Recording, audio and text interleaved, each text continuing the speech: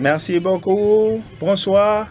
Est-ce que vous avez entendu Helen Kioko? C'est mon nom kenyan. Je suis baptisé. Je suis Eleni Diokos. Je suis correspondant de CNN. Merci à l'arrêt. Il a été fantastique.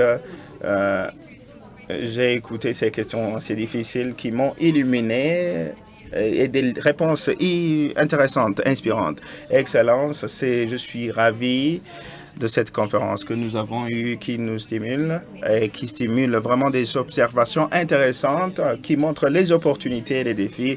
Et je pense qu'on va continuer à parler sur ces sujets. Je pense qu'on peut trouver quelques solutions à propos de cela. Nous allons commencer notre panel présidentiel. C'est parmi les dernières discussions que nous allons avoir aujourd'hui. On va parler sur la question du leadership, des observations sur le leadership. Définir le rôle de l'Afrique au niveau mondial. Préparez-vous pour l'interprétation. Et je vais vous demander à vous tous de m'aider à accueillir nos invités, les excellences, l'excellence du Rwanda, Mozambique et du Kenya. Le président du Rwanda, Excellence, président de la République du Rwanda, Paul Kagame. Vous pouvez me rejoindre, s'il vous plaît.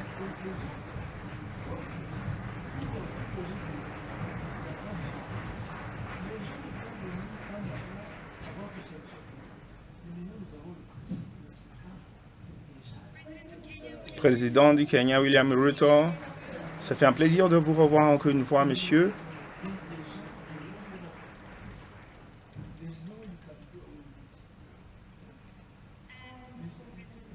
Bien sûr, le président de Mozambique, Son Excellence Philippe Nyusi. C'est un plaisir de vous revoir. Merci beaucoup à vous tous. Vous pouvez prendre place. Nous allons poser des questions difficiles. J'espère que vous êtes prêts et trouver des solutions. Vous savez, quelques jours, j'ai écouté la conversation que nous avons eue. Et une des éléments clés qui continue à revenir, c'est le leadership, la gouvernance. Ils ont été illustrés.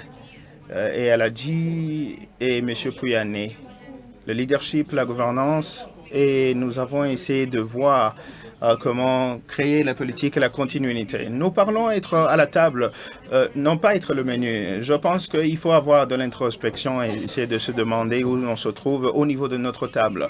Où est-ce qu'on se trouve?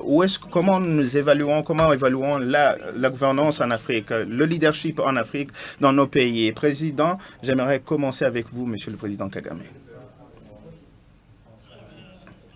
Eh bien, tout d'abord, je suis très ravi de rejoindre mon collègue, mes frères, ici sur le podium, et remercier les organisateurs du Forum des PDG d'Afrique de nous avoir invités à venir ici, et également les féliciter sur les sujets qui ont pu être discutés ici. Directement à la question F1, au sujet soulevé. On n'a pas besoin de continuer à évaluer les uns les autres, nous évaluer nous-mêmes. Nous devrions nous focaliser plutôt et essayer de gérer des problèmes que nous avons, tout le monde, du chef de l'État, des personnes au niveau de l'audience et d'autres leaders dans le secteur des entreprises et d'autres à l'extérieur. Nous savons qu'il y a des problèmes. Il y a des problèmes que nous devrions gérer au niveau de notre continent. Il y a beaucoup de problèmes au niveau du continent. Et chaque pays ou chaque continent a ses propres problèmes. Mais également, pour le moment, nous sommes en train de parler de l'Afrique. D'abord, l'Afrique n'est pas un monopays. Nous avons beaucoup de pays, nous avons des régions, nous avons des relations entre nous, des relations avec des pays, des régions, avec le continent. Il y a cette relation que nous avons avec le reste du monde, avec des avantages pour nous tous. Mais en particulier pour l'Afrique, il y a une histoire. Nous pouvons apprendre de l'histoire. L'histoire qui a dépourvu de l'Afrique de plusieurs ressources, qui a pris des ressources, des avantages qui ont sorti du continent qui devraient être avantagés des personnes de notre continent.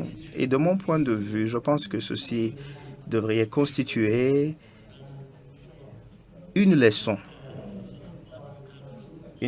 qui nous renseigne de ce que nous aurions pu faire entre nous, ce qu'on peut faire qui pourrait vraiment nous avantager. Souvent, je parle d'une situation gagnant-gagnant, je parle des relations gagnant-gagnant. Et avec tout cela, nous devrions éviter, après avoir souffert au niveau de l'histoire, au niveau des tragédies qui se sont suivies, nous devons laisser derrière nous, très loin derrière nous, le sens d'être des victimes. On ne peut pas être coincé dans le fait de se considérer des victimes du passé. Donc, nous devrions saisir le moment, parce que nous avons vraiment tout. Ce qui devrait nous rendre fiers, que ce soit des ressources naturelles, que ce soit le capital humain, toutes sortes d'éléments, de choses. Cependant, malgré tout ça, nous voyons des problèmes un peu partout au niveau de notre continent. Et il y a une pauvreté qui ne devrait pas avoir sa place ici après plusieurs décennies, après cette histoire tragique que je mentionnais de par le passé. Si on s'observe en comparaison avec les autres parties du monde, il y a certains pays africains ou d'autres régions africaines qui étaient mieux nantis que d'autres pays sur d'autres continents, disons il y a 50 ans. Et aujourd'hui, ce qui s'est passé sur notre continent, c'est qu'il y a eu soit la stagnation, ou bien un renversement des gains de ce que nous devrions faire. Il y a ces pays qui étaient à l'arrière, derrière nous, maintenant se trouvent devant nous 100 000 fois. Il y a des questions qu'on doit répondre. Ceci revient au leadership, n'est-ce pas? Oui, ça revient au leadership. Je raconte cette histoire pour pouvoir parler de leadership en conclusion. Donc, je donnais un aperçu général. Alors, qu'est-ce qui manque en réalité? Ce qui manque, c'est le leadership, c'est cette unité autour d'un objectif. Et saisir l'opportunité devant nous et la traduire en termes d'aspiration, en termes de besoins, de ce que les gens sont capables de réaliser en premier lieu. Ceci requiert le leadership, la gouvernance, la redevabilité, l'évaluation, l'auto-évaluation, s'auto-défier, se tenir redevable en termes de résultats. S'il y a un effort que vous devriez fournir, que vous n'avez pas fourni, il faut se demander pourquoi. Alors, le leadership, c'est donc cette gestion de tout ce processus et vraiment avoir le résultat que vous avez besoin, que vous avez l'intention ou que vous désiriez avoir. Le leadership n'est pas quelque chose d'abstrait, quelque chose qui ressort d'une théorie. Plutôt, ça vous donne des résultats tangibles, quelque chose que tu dois toucher et sentir, et voir. Et vraiment essayer d'évaluer en termes de statistiques. Sur notre continent, nous avons beaucoup de travail à faire. Et ceci ne nous sert pas bien qu'on puisse pointer les doigts, blâmer qui que ce soit. Le fait, c'est que pour nous, pour être capables, pour nous, nous devrions saisir l'opportunité et vraiment produire des résultats pour notre population et le continent. Merci, Monsieur le Président. Vous avez parlé de saisir le moment. Ça me rappelle l'histoire dont parlait Aladji, c'est-à-dire le changement. Vous essayez, par exemple, d'atteindre l'objectif ou le but. Et c'est ce dont parle son Excellence le Président Kagame, qui parle de la nécessité d'avoir cette voix forte, ce leadership. C'est en fait une façon d'avoir une voix unifiée africaine à l'échelle continentale. Nous sommes divers, nous avons besoin de cette voix. Et vous savez, lorsque le président Paul Kagame était à la tête de l'Union africaine, aujourd'hui, vous avez un autre rôle, que ce soit une entité régionale ou encore l'Union africaine. Qu'est-ce que vous en pensez? Merci infiniment de m'avoir invité à ce forum. J'ai obtenu l'invitation de mon frère, Paul Kagame. Je suis très content d'être ici. Je pense que c'est un mélange un peu des deux. C'est-à-dire le leadership commence à partir de votre état de lieu, c'est-à-dire à partir de votre famille jusqu'en haut. Alors, je veux dire ceci, et je suis totalement d'accord avec ce que le président Paul Kagame vient de dire. Tout se résume sur le leadership. La Chine, par exemple, il y a 30 ou 35 ans de cela, n'était pas au niveau de progrès à laquelle elle se trouve. Vous savez, il y a 35 ans de cela, aujourd'hui, quand on regarde, la Chine est la deuxième plus grande économie au monde. Eh bien, c'est à cause du leadership, c'est à cause de sa prise de décision. Et quand je parle de leadership, le leadership sous-tend le leadership. Être leader, c'est de prendre une bonne décision. Et tous les jours, je fais face à ce défi. C'est un défi pour moi parce que lorsque je prends de bonnes décisions, on me dit toujours de réfléchir sur ma réélection. Et est-ce que c'est le cas, Monsieur le Président? Est-ce que c'est une aspiration? Non, mais moi je leur rappelle que je n'ai pas été élu pour être réélu. J'ai été élu pour transformer le pays. Attendez, Monsieur le Président, je vais vous poser cette question. Oui, vous savez, je me souviens, vous savez, quand j'interviens dans certains forats et les gens viennent vers moi et me disent « Monsieur le Président, ne parlez pas trop, parce que vous voyez, ces personnes peuvent se fâcher contre vous. » Et je leur dis « Non, je suis en train de me libérer. Ce n'est pas de mon rôle de dire ce que les gens veulent écouter, ou bien de dire ce qui est populaire. Il est de mon rôle de dire ce qui est juste. Et puis, ce qui est juste n'est pas nécessairement populaire. Et c'est ça, le débat. Oui, c'est ça, le débat que nous tenons au Kenya en ce moment. Je vais vous donner deux exemples. Quand j'ai pris le pouvoir, j'ai dit au peuple kenyan que nos épargnes, en pourcentage de PIB, se chiffrent à près de 10 ou 11%. Alors que d'autres pays se trouvent à 14, 15%, la Chine est à 55% donc de taux d'épargne. Nous épargnons 200 shillings chaque mois pour chaque Kenyan. Et donc, au niveau de notre Fonds national de sécurité sociale. Alors, j'ai dit, il faut changer la donne. Nous l'avons changé et aujourd'hui, chaque Kenyan, chaque citoyen paye 66% de leur salaire. Et les employeurs payent 6% en équivalent dans les comptes d'épargne. Et je peux vous promettre que ce qui se passe en ce moment au Kenya est que notre fonds de sécurité sociale, qui s'élève à 320 milliards de shillings kenyans, va être doublé. Et nous avons dit que cette somme de 320 milliards d'ici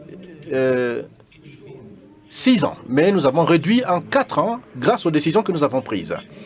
Je vais terminer. Je vais ajouter quelque chose.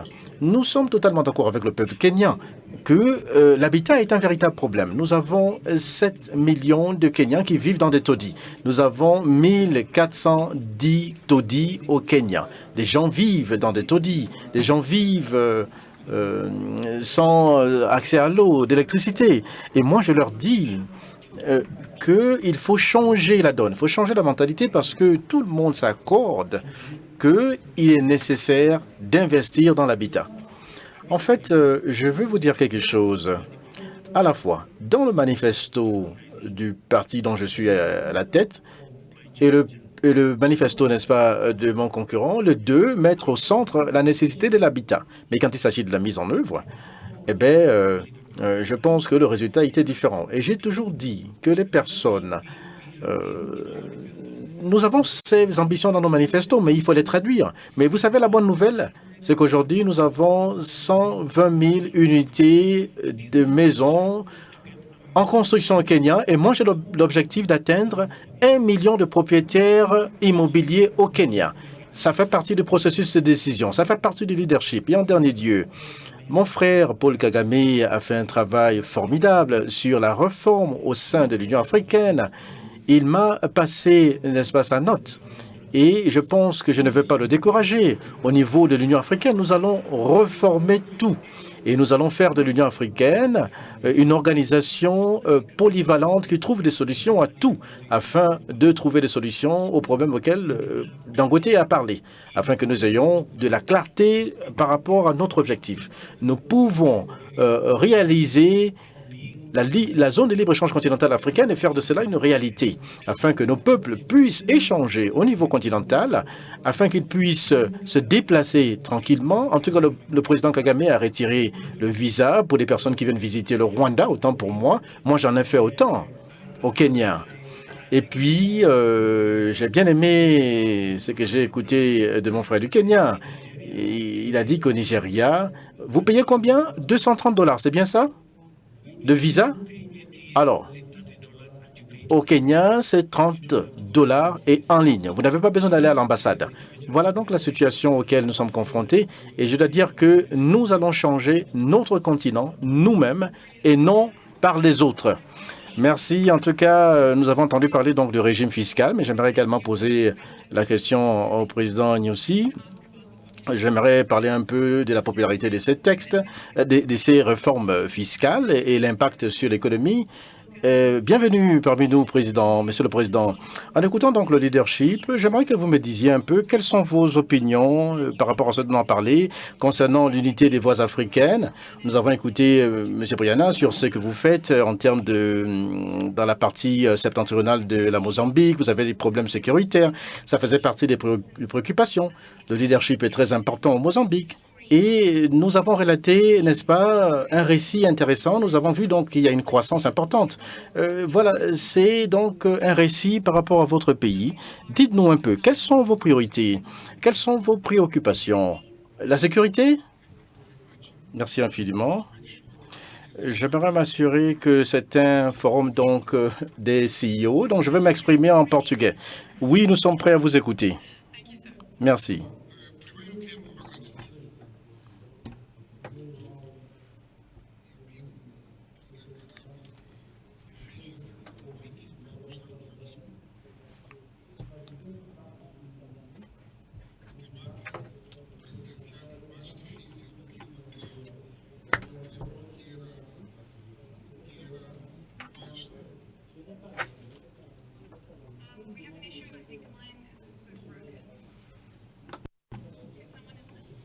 Mais voilà, c'est bon. Tá bon agora. C'est bon maintenant. C'est bon maintenant. Vous me recevez?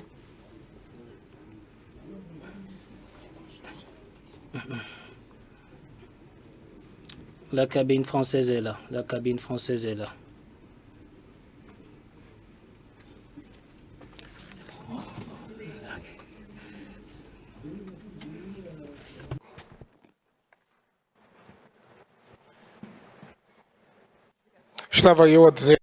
Donc, je disais tantôt que le débat présidentiel est difficile pour être politique. Nous avons parlé aussi des aspects économiques qui étaient beaucoup plus concrets. Il y a eu des collègues qui ont des problèmes qui ont parlé sur la question de leadership, et j'ai écouté les voix de mes frères, et on a aussi eu à poser des questions. Mais il est important que nous ayons toutes ces philosophies, que ce soit ougandais, qui disent que nous ne devions pas voir le continent africain toujours dans le côté négatif. Nous devons voir le continent africain dans le bon sens, dans le sens du dynamisme. Donc, un continent ouvert. Nous savons que ce continent a souffert du colonialisme. Donc, c'est tout cela nous devons prendre en compte pour avancer et nous concluons que ce que nous sommes en train de faire est bon ou pas. Donc, en ce qui concerne la question de la sécurité, il y a eu assez d'efforts qu'on a eu à faire avec Monsieur Kagame et M. Patrick. Nous avons discuté des questions de la sécurité, des points assez importants. La sécurité, c'est quoi? Avoir des aliments à manger, avoir l'énergie, avoir la santé, l'éducation. Il y a plusieurs aspects qui fluctuent au niveau de la sécurité. En Mozambique, dans la zone du Nord, où nous sommes en train d'exploiter des ressources minérales, l'hydrocarbure et autres. En réalité, il y a eu des actions terroristes dans la région et en 2021, il y a eu assez de problèmes dans cette zone. Des micro-projets étaient en implémentation dans cette zone et nous devions commencer. Mais après tous ces éléments, au niveau de la sécurité nationale, avec l'appui de notre IMER et de notre frère ici au Rwanda, et c'est une opportunité pour moi de remercier le peuple rwandais pour sa solidarité et je crois que d'ici peu, nous allons pouvoir reprendre ces coopérations dans ce même sens. Et actuellement, nous sommes dans une phase où le terrorisme est une force que nous sommes en train de combattre. Pas seulement nous comme un pays, mais d'une forme générale comme un ensemble de pays. Et nous avons pu contenir cette situation. Et cela a été mieux que ce qui était en 2021 et cela a été beaucoup plus que les pays africains où on a ces cas de terrorisme. Et cela à travers le travail commun que nous sommes en train de faire. Et je crois que si c'était un ennemi, un adversaire connu, je crois que l'âme principale serait le dialogue. Et je crois qu'avec ce dialogue, nous allons pouvoir... Moi, personnellement, j'ai pu voyager dans la brousse pour rencontrer ces ennemis, pour dialoguer avec eux. Parce que je sais ce qui était et je savais ce qu'ils voulaient. Et donc, nous avons pu discuter et on a pu avoir un accord. Et je crois que ainsi, la situation est revenue à la normale. The question we heard from Mr. Puyana in terms of Total. La question que nous avons écoutée sur Brianna, sur Total, la force majeure, à quel niveau est-ce que ça a un impact sur la perception des risques vis-à-vis du Mozambique? Je pense que ceci est très important parce que vous voulez renforcer les partenariats avec le secteur privé en termes de sécurité. Nous voulons exposer les choses à la Mozambique. Donc, le mercredi, nous avons eu un forum avec le secteur privé. Non, pas seulement des Mozambicains, mais il y a aussi des partenaires qui sont venus au Mozambique. La situation actuelle, c'est assez localisé. C'est juste une partie du nord du Mozambique. Mais les investissements n'ont pas cessé pour autant, ce qui signifie que le risque au Mozambique sont des risques existants dans les autres pays. Mais en termes d'investissement au Mozambique, dans les secteurs de l'énergie, de l'agriculture, des infrastructures, nous construisons des ports. Nous avons 3 ports importants où des navires viennent facilement et faire le travail. Et au niveau du Méditerranée, je connais très bien, il y en a qui connaissent très bien ce qui se passe. Et à Eni, nous avons fait un appel virtuel à travers lequel nous avons pu discuter. Il y a tellement d'investissements. Donc, en ce qui concerne les risques, il y a un chapitre sur lequel nous devons parler aujourd'hui. Nous en avons parlé hier. C'est la question de l'énergie. Plusieurs fois, nous tendons à négliger les problèmes basiques. Ce sont des problèmes qui peuvent facilement nous apporter des risques. Les risques est avoir des enfants qui n'ont pas d'éducation, qui n'ont pas de la nourriture. Nous, en Mozambique, nous avons un programme qui s'appelle une initiative présidentielle qui s'appelle Éducation pour tous. Donc, ce qui nous a aidé à atteindre ces 52%. Donc, nous n'utilisons pas l'énergie fossile, nous utilisons l'énergie solaire et autres. Donc, les risques existent. Si nous ne pouvons pas résoudre certains problèmes, nous allons forcément avoir des risques. Donc, nous sommes prêts pour continuer dans le secteur de la production aussi. Merci beaucoup, Monsieur le Président. La sécurité, en tout cas pour beaucoup de leaders africains, nous voyons un peu ce qui se passe au niveau des frontières. J'aimerais parler un peu de la perception des risques vis-à-vis de l'Afrique. Et je veux voir si cela est garanti. Ce sont des sujets dont on parle en général. On a parlé, n'est-ce pas, de coûts pour les capitaux sur le continent, en termes donc d'excuses à cause des raisons de sécurité, et puis des projets bancables, etc. Alors, vous avez été capable de créer un partenariat très fort. Donc, j'aimerais savoir que demande la sphère internationale lorsqu'ils viennent avant de signer? Et comment vous vous assurez que vous ne signez pas des mauvais accords? Right. Alors, le risque, le profil des risques en Afrique est trop délibérément exagéré. Oui. Bien sûr, pour que les autres puissent tirer avantage des choses qui se passent. Oui, c'est ce dont je suis en train de dire. Donc, je pense qu'il faut être clair sur ce point. Maintenant, ceci est un peu relatif aux thématiques dont nous avons soulevé hier, quand on s'est posé la question de savoir si l'Afrique est à la table des négociations parmi les géants. Eh bien, moi je pense que la plupart du temps, c'est les deux cas. Oui, parce que même lorsque des personnes se trouvent autour de la table, on a l'impression que ils ont atteint un certain niveau, mais ils ne se rendent pas compte que parfois, lorsque quelqu'un décide qu'il a mangé le menu, autant pour moi. Donc je pense qu'il faudrait que nous soyons beaucoup plus conscients. En conséquence, il ne faudrait pas qu'on soit déçus, n'est-ce pas, par rapport à cette perspective, ou bien dans le contexte de ce qui dicte la donne à l'échelle mondiale. Alors, dans notre cas, nous avons donc renforcé de très bons partenariats à partir du début. Le partenariat pour le développement, le partenariat dans les activités économiques, le partenariat pour le développement.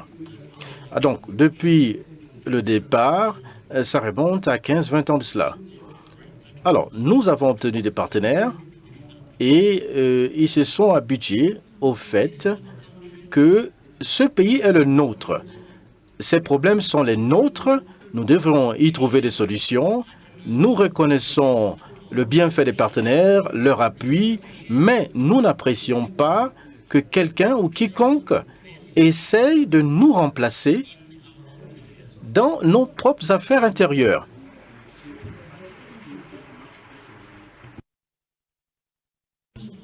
C'est-à-dire quelqu'un qui vient pour prétendre faire des choses à notre place ou bien qui nous dicte ce que nous devrions faire. Parce qu'à chaque fois, nous disons toujours et toujours que nous sommes les maîtres de notre propre destin. Quel est le taux des personnes qui viennent et qu'est-ce qu'ils dictent? Et pour des personnes, comparé aux personnes qui veulent véritablement faire de bonnes choses.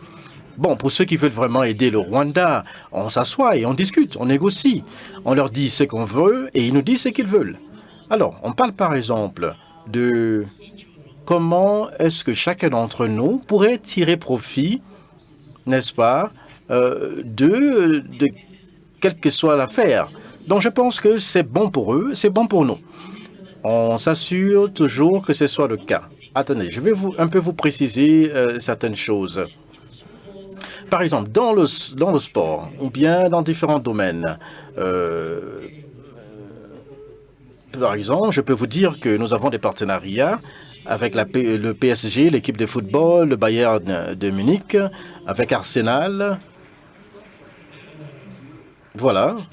Et puis, comme vous le savez, lorsque nous avons signé ces partenariats, nous nous sommes assurés qu'ils tirent profit et que nous tirions profit.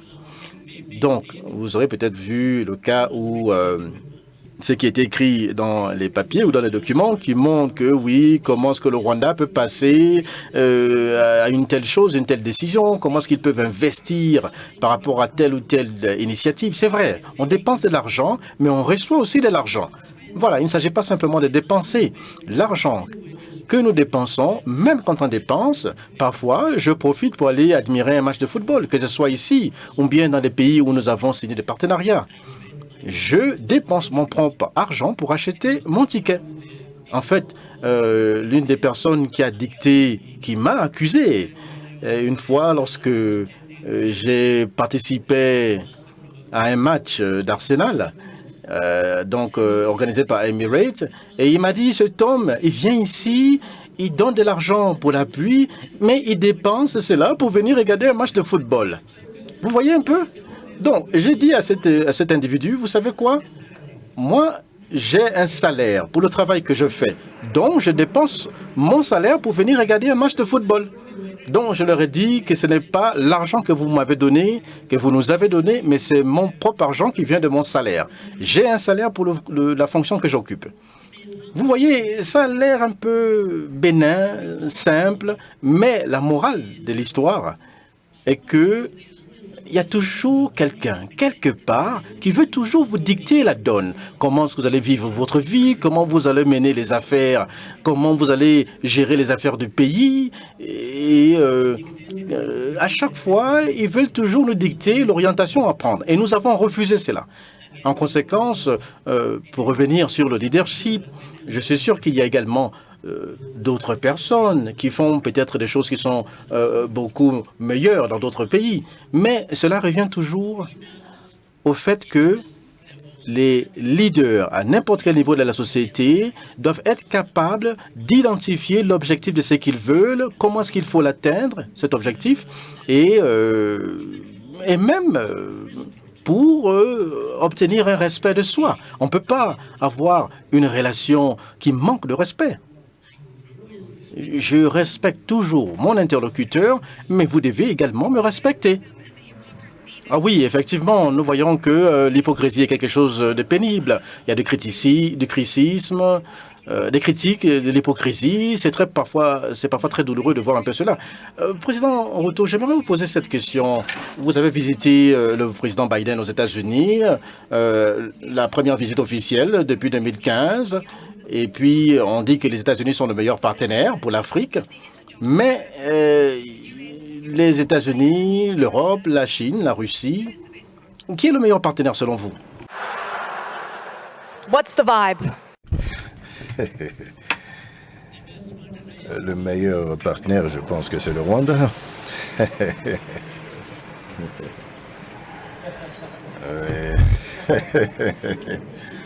Ruto, c'est l'Afrique, c'est pas le Rwanda. Bien. Nous allons débattre.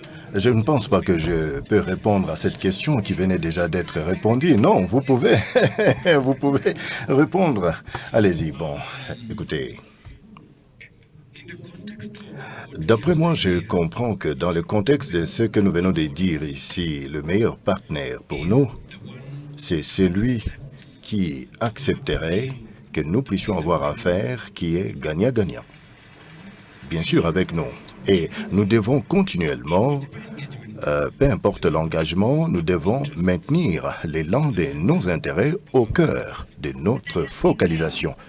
Mais c'est ça, parce que nous allons peut-être perdre, signer des accords un peu collatéraux quelque part. Oui, bien sûr, si nous signons des fausses affaires, alors là, il ne faut pas penser pointer du doigt. C'est à nous de nous rassurer que nous ne voulons pas signer ces genres d'affaires pour l'intérêt de nos peuples. Je suis tout à fait d'accord avec le président Kagame. Cette mentalité de victimiser quelqu'un, lorsque vous venez pour blâmer, c'est pas correct. Il ne faut pas toujours attendre pour blâmer quelqu'un. Lorsque nous disons non, c'est non. Et plus tard viendra le temps où nous allons dire ça ne peut plus continuer tel que ça l'a été avant. Évidemment, c'est ça. Le point tournant de notre dialogue. Nous sommes en train de parler et d'adresser nos messages aux partenaires de développement. L'architecture existe, l'architecture financière existe. Vous comprenez, c'est l'équitabilité et il faut que les choses changent. Lorsque nous avons démarré avec cette conversation, ça paraissait sauvage. Mais aujourd'hui, ils viennent autour de la table pour acquiescer, pour accepter.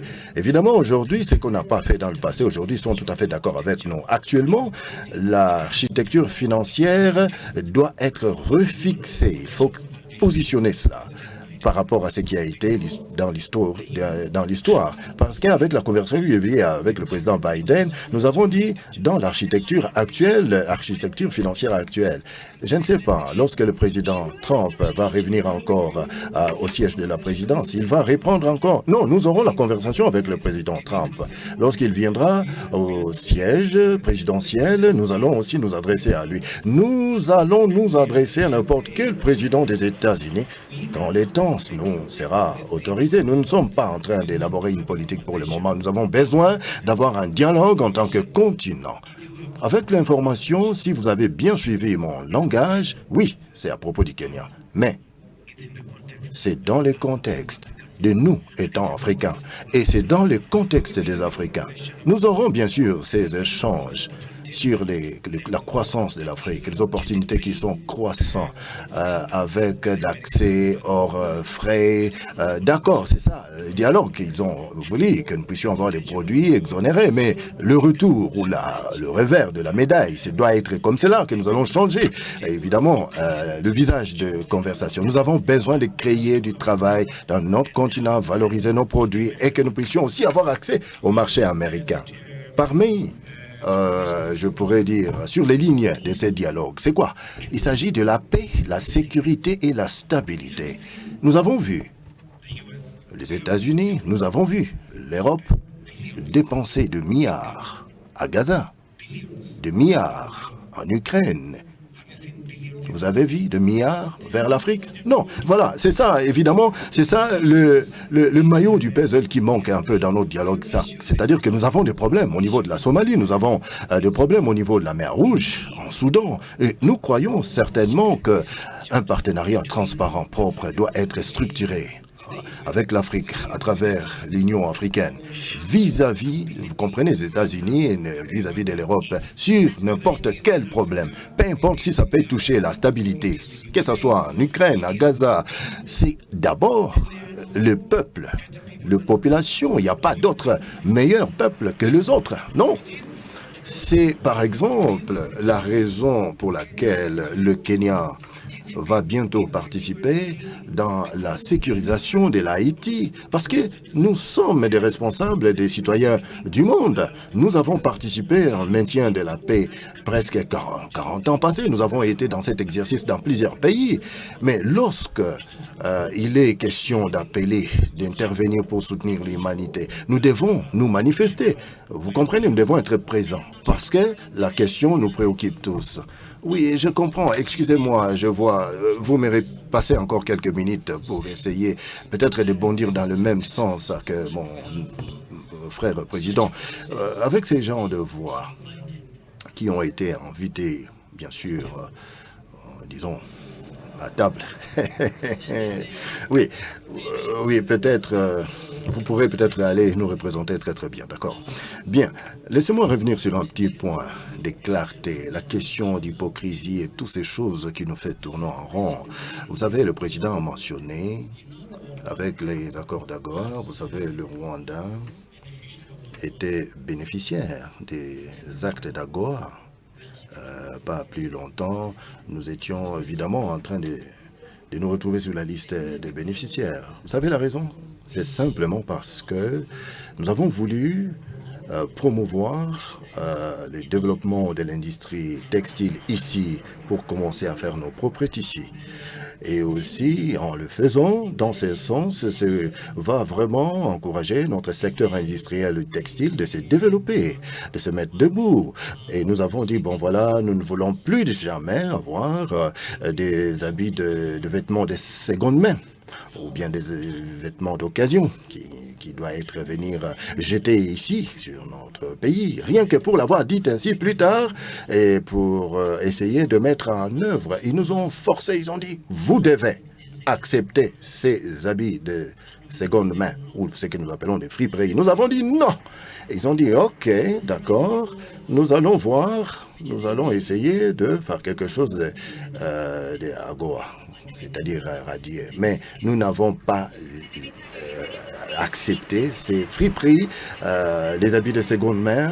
Vous savez, avec ce marché des habits de seconde main, je pense que les habits d'occasion, actuellement, l'Afrique devient comme un marché où nous venons pour nous débarrasser de ces habits-là, n'est-ce pas? Je ne sais pas, je comprends, nous avons beaucoup de choses à débattre. Dites-nous, qu'est-ce que le Mozambique est en train de faire? Qui est le meilleur partenaire de faire équipe avec? C'est celui qui signe l'équipe qui? Je ne sais pas. Rassurez-vous que vous n'êtes pas au menu. Rassurez-vous que vous n'êtes pas au menu.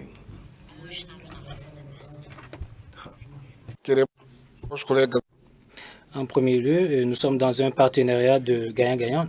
Nous développons notre économie en transformant nos ressources en Mozambique. Donc, tous nos amis, nous avons une politique, une démocratie de se faire plus d'amis et zéro ennemis. Dans le même sens, nous devons nous comprendre ce qui a été bien défini entre nous. Donc, sur la base de nos accords, nous sommes en train de célébrer ce que nous voulons, l'avantage de notre peuple. Et dans ce cas concret, sur la base des accords gagnant-gagnant que nous sommes en train d'établir, si nous pouvons déjà transformer nos ressources au sein du pays, je crois que nous allons éviter ces questions d'avoir plus d'emplois et moins d'emplois, et nous allons pouvoir créer plus de valeur et cela va nous permettre à ce que la chaîne de valeur soit beaucoup plus axée dans le secteur d'agro.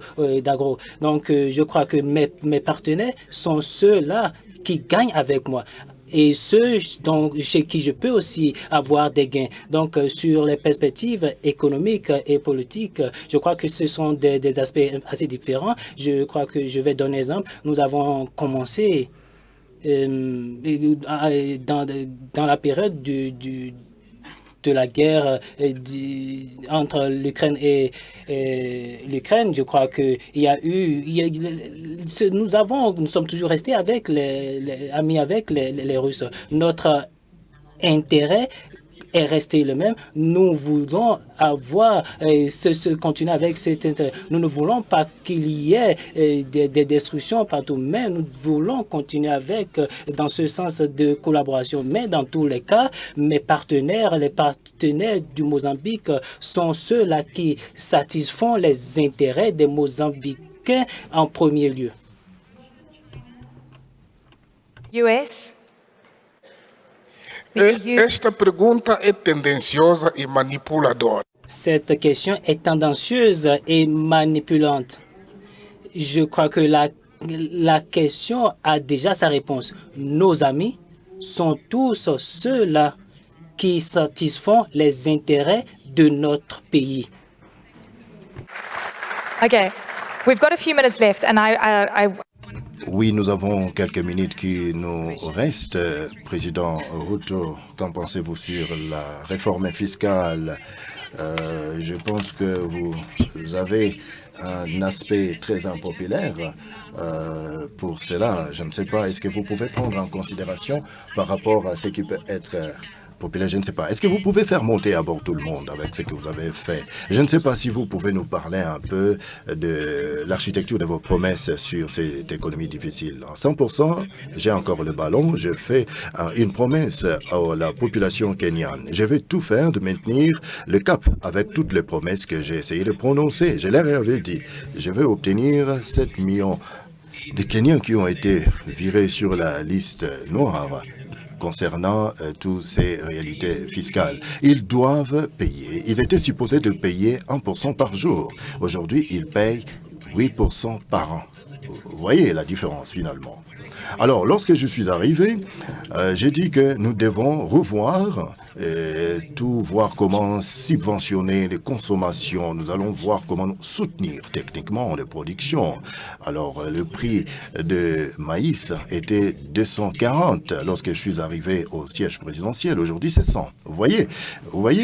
Oui, il y a une grande histoire à raconter là-dessus. Lorsque je suis arrivé au bureau, j'ai promis à la population kenyane que je vais gonfler l'épargne à 7% de notre PIB. Aujourd'hui, nous avons le plan sur place. Et j'avais promis, j'avais dit, nous aurons des propriétaires, des biens immobiliers, une affaire de millions. Avec couverture universelle, nous sommes là, nous avons même dépassé. Écoutez, le peuple qui n'ont pas pu avoir de problème par rapport à ce que j'étais en train de faire. Et aujourd'hui, ils sont en train de réfléchir différemment parce qu'ils sont arrivés au point d'apprécier ce que je suis en train de faire et le pays manifeste un changement déjà. We have friends in Kenya, and I'm going to get baptized soon as Helen Kyoko. Oui, nous avons des amis au Kenya, Hélène Kyoko, je me rappelle, bien sûr, président Kagame. Lorsque nous avons parlé de l'Afrique être à la table à l'échelle mondiale, dites-nous, quel genre de voix allez-vous exprimer? Quel genre de réalité géopolitique vous allez essayer d'exprimer? La voix à faire écho par rapport à la réalité de Gaza, quel genre de voix que nous avons besoin d'exprimer à la table de l'échelle universelle? Bon, nous voulons une voix qui soit capable de pouvoir prendre des décisions sur les questions qui nous concernent et qui nous soit nous-mêmes capables de prendre des décisions pour nous-mêmes, et que chaque pays et que le continent puisse également être capable de pouvoir prendre ces décisions. Nous avons parlé des profils et risques et comment cela se traduit également à un coût élevé de beaucoup de biens, ce qui a des conséquences sur les investissements ainsi que nos échanges commerciaux, ainsi de suite. Et donc, la voix que nous voulons avoir, eh bien, ça doit être d'abord une voix qui s'exprime à l'unisson en tant que continent, parce que on ne peut pas avoir des voix discordantes ou alors avoir 1,4 milliard de personnes qui ont des voix éparses. Et donc, nous devons parler à l'unisson et nous exprimons sur ce qui affecte cette population de 1,4 milliard d'âmes et s'assurer qu'ils peuvent déterminer leur futur sur base d'un regard rétrospectif sur leur histoire sans qu'il soit sans un regard de condescendance en fait, et donc éviter ces relations qui est basée sur l'adversité. Parfois, en Afrique, qu'il s'agisse de deux pays ou de l'ensemble du continent, et dire à ce continent, soit vous devenez comme nous, alors ou soit vous êtes pour nous, vous êtes contre nous. Et demander aux gens de juste s'aligner et appuyer des politiques qui étaient préconçues. Ce n'est pas correct et l'Afrique doit s'y opposer. Donc, ce que nous voulons dire, c'est que nous puissions être en mesure de décider. Nous n'excluons pas la possibilité de travailler avec les autres. C'est vrai, nous profitons du travail des autres.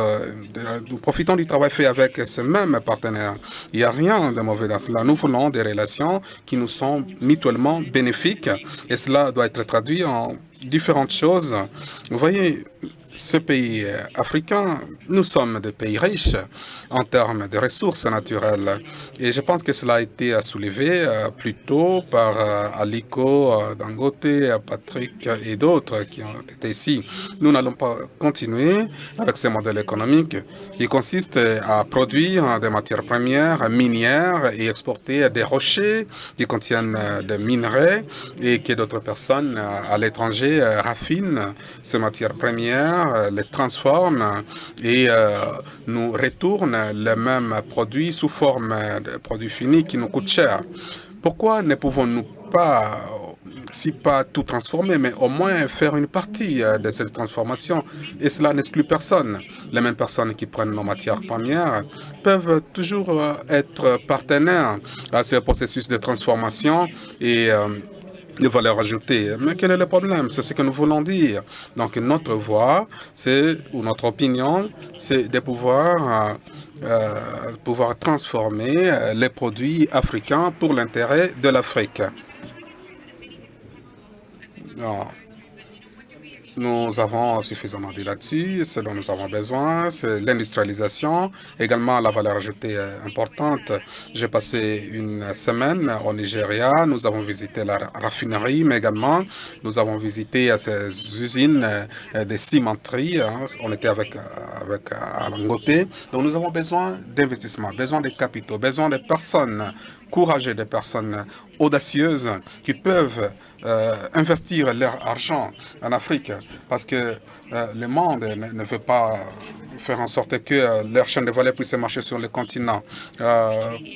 Excellence, Monsieur le Président, est-ce que vous pouvez également vous exprimer là-dessus? Est-ce que vous êtes optimiste en matière d'industrialisation de l'Afrique, c'est-à-dire amener nos chaînes de valeur, disons, et faire en sorte que ça puisse marcher?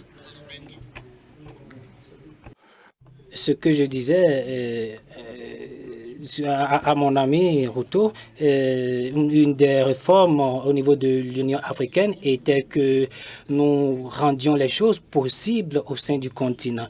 Et cela était un événement heureux. Et bon, nous avons des mandats courts en Afrique, mais cela est possible parce que, premièrement, nous devons construire une confiance entre nos pays. Nos pays doivent être assez libres et aussi donner de l'intérêt à ce que les autres font. Donc, en ce qui concerne les pays africains, on fait toujours pour donner du bien, pour travailler dans les intérêts des autres pays extérieurs. Donc, en Europe, il est défini qu'ils doivent protéger leurs produits. Ils doivent produire et protéger ces produits. Donc, nous devons développer assez de collectivités. Il y a beaucoup de problèmes de connexion, de création de réseaux en Afrique. Nous avons des problèmes des infrastructures. Les infrastructures doivent être connectées à ces connectivités, que ce soit les chemins de fer, les routes, tout ça.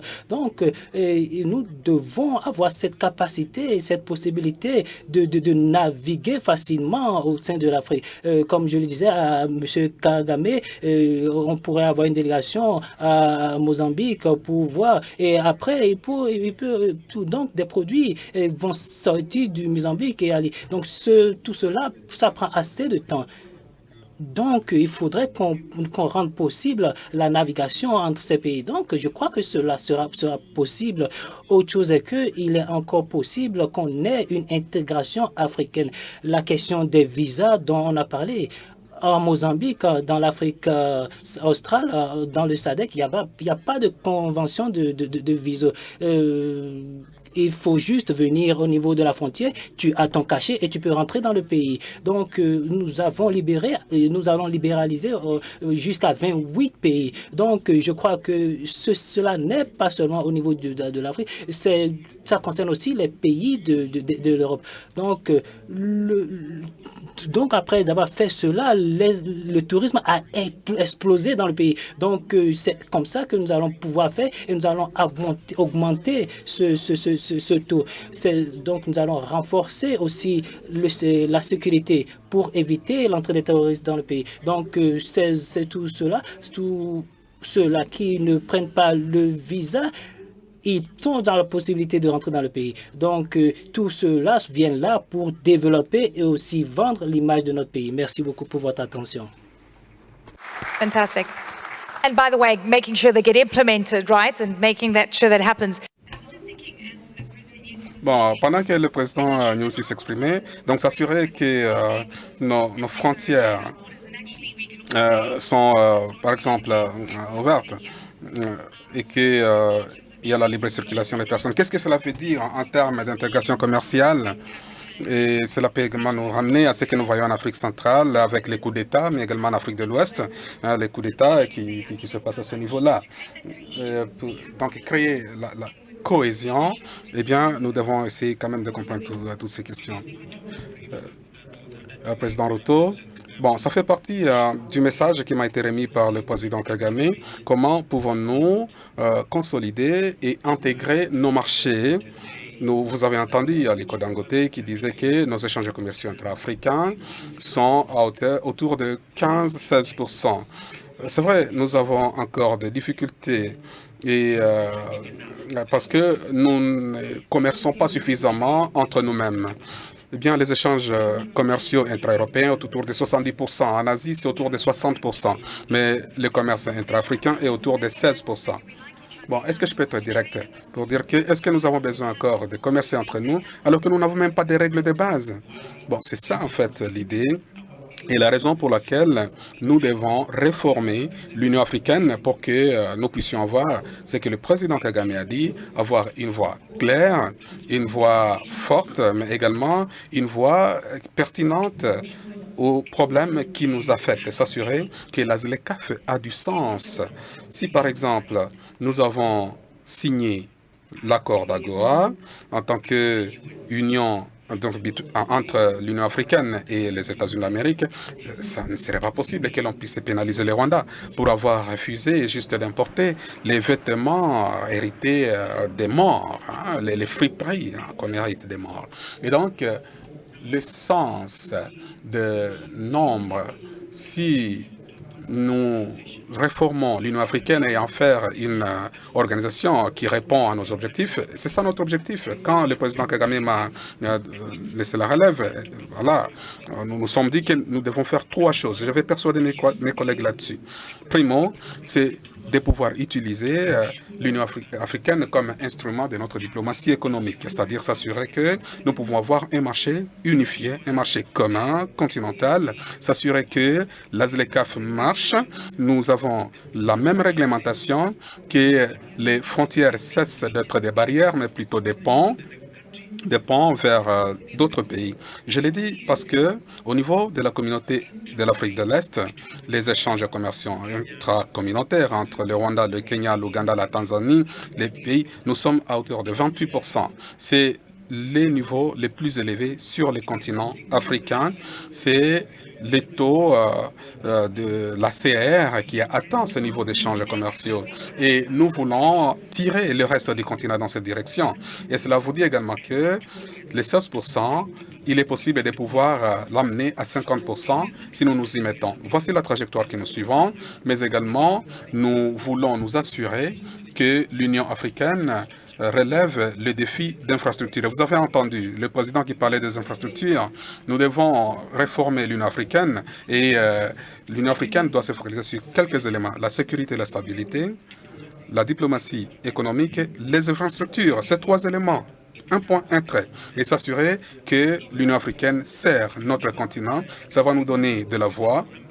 Ça va avoir du sens pour nos populations. Et également, ça va nous aider à pouvoir éviter des échanges commerciaux qui ne sont pas corrects pour nous. Parce que si nous parlons à l'unisson comme Africains, notre voix sera forte face à l'Union européenne. Mais si je m'exprime en tant que le Rwanda ou le Kenya, eh bien, ils peuvent nous vaincre. Mais si nous parlons à l'unisson, eh bien, nous pouvons faire passer notre voix.